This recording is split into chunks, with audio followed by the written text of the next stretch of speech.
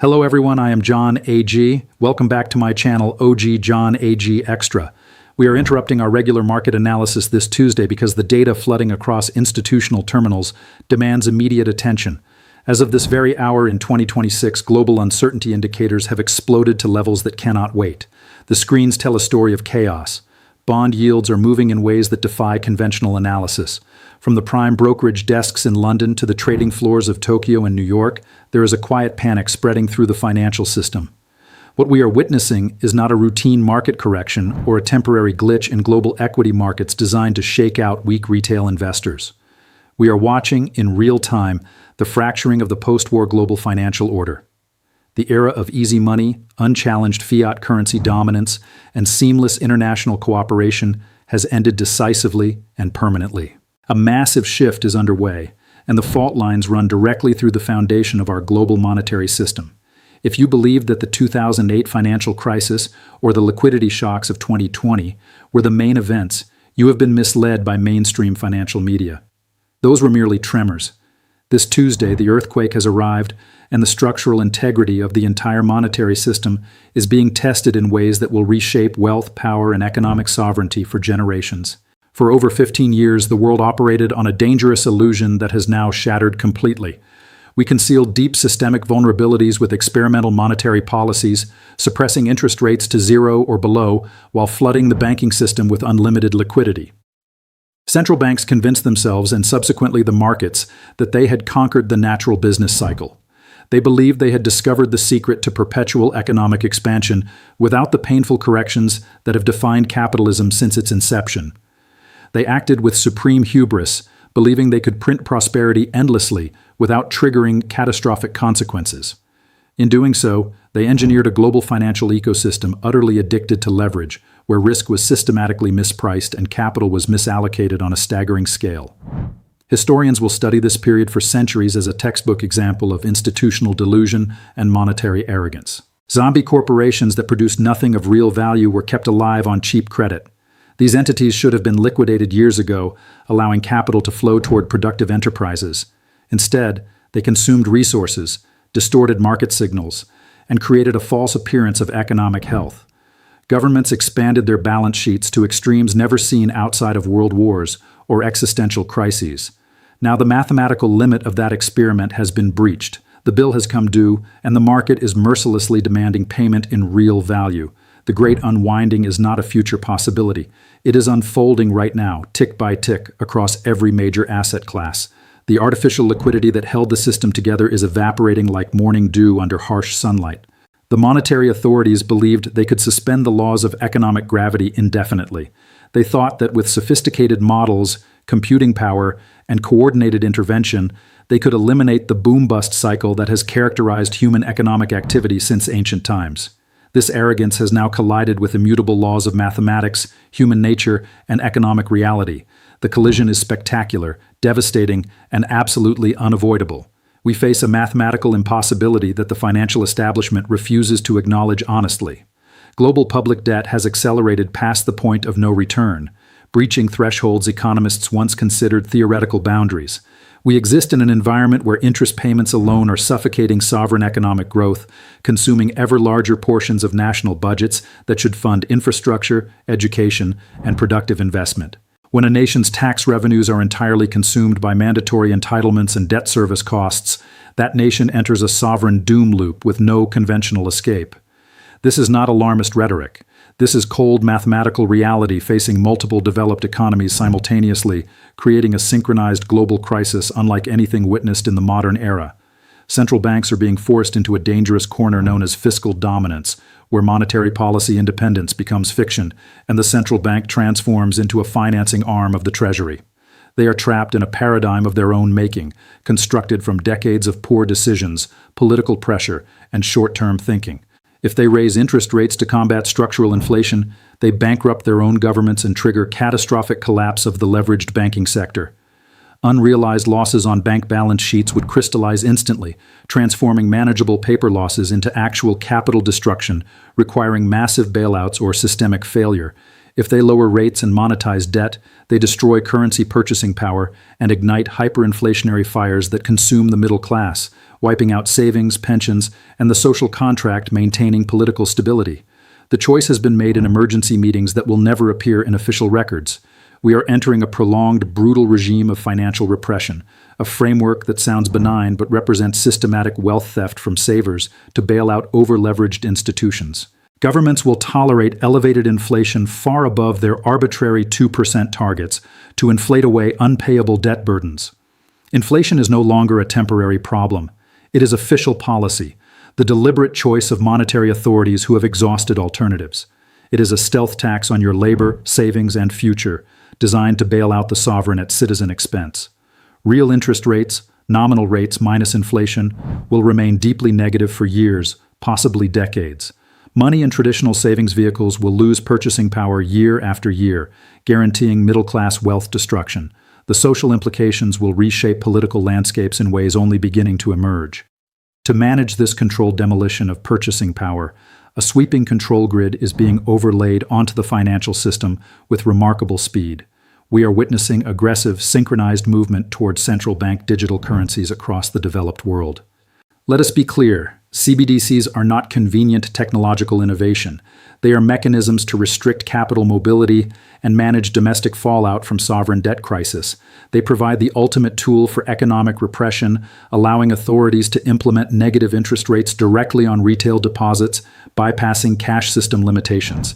They can program expiry dates on money to force consumption rather than saving, dictate exactly what, where, and when you can transact, and create comprehensive surveillance tracking every economic decision you make. Want to buy something the government deems undesirable? Transaction denied. Want to move money to protect it? Capital controls implemented instantly through code. Want to save during recession?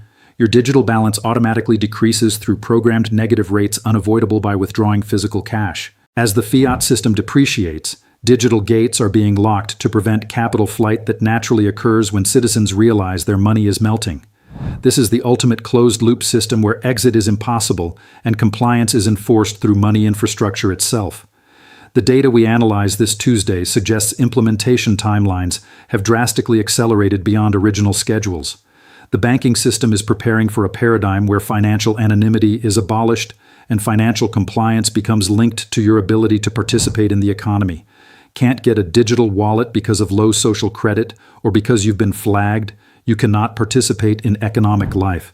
The implications for human freedom are profound and terrifying.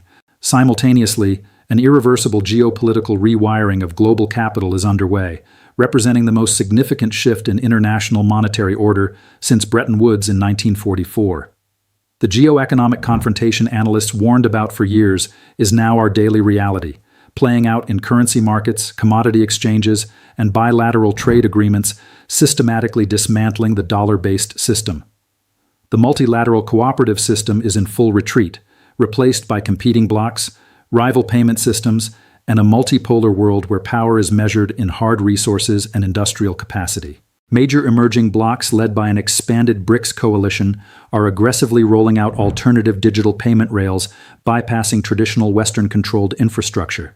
They watch the weaponization of the dollar and SWIFT network, the freezing of central bank reserves, the exclusion of entire nations from global finance, and learned the ultimate lesson. If your reserves are held in another nation's currency, they are not your reserves. They are liabilities subject to confiscation. Consequently, the global reserve system that underwrote Western dominance for over half a century is being systematically dismantled. Nations are bypassing traditional choke points for bilateral commodity trades settled in local currencies. China buys oil from Saudi Arabia in yuan. India buys coal from Russia in rupees. Brazil trades agricultural products with China without dollars changing hands. More importantly, they are anchoring these networks with the ultimate neutral asset that has served as money for 5,000 years, physical gold. The massive gold accumulation by Eastern central banks over the past decade is not barbaric tradition.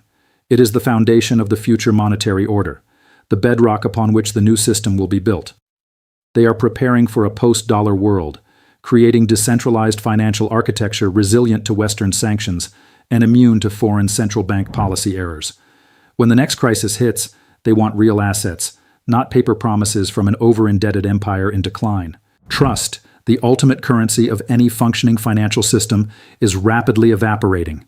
Without trust, fiat money is merely paper, and digital currency is just code backed by nothing but state coercive power. The market is violently repricing the difference between paper illusions and hard tangible resources required for survival. Gold, silver, energy, agricultural land, rare earth minerals, these are the assets that matter in the emerging paradigm. We are transitioning from an economy based on hyper-financialization, complex derivatives, speculative tech valuations, and financial engineering toward an economy based on energy security, raw commodities, industrial manufacturing capacity, and ability to produce real goods. Capital that once chased speculative yield in a borderless world is now retreating behind defensive walls of tariffs, export bans, and national security mandates. Global supply chains optimized for extreme efficiency have proven fatally fragile. A single disruption, pandemic, war, natural disaster, cyber attack, and entire industries grind to a halt because there is no redundancy, no resilience. The world is reshoring, nearshoring, and militarizing economic infrastructure. This transition requires massive capital expenditure, which is inherently inflationary. You cannot rebuild industrial capacity overnight, train skilled workers instantly, or construct factories and power plants without massive multi-year investment. Every step drives prices higher in a self-reinforcing cycle central banks are powerless to stop without causing depression. The disconnect between paper wealth and real tangible assets has widened into an unbridgeable chasm. What is happening this Tuesday is sudden violent realization by institutional capital that they are holding the wrong assets for this volatile era.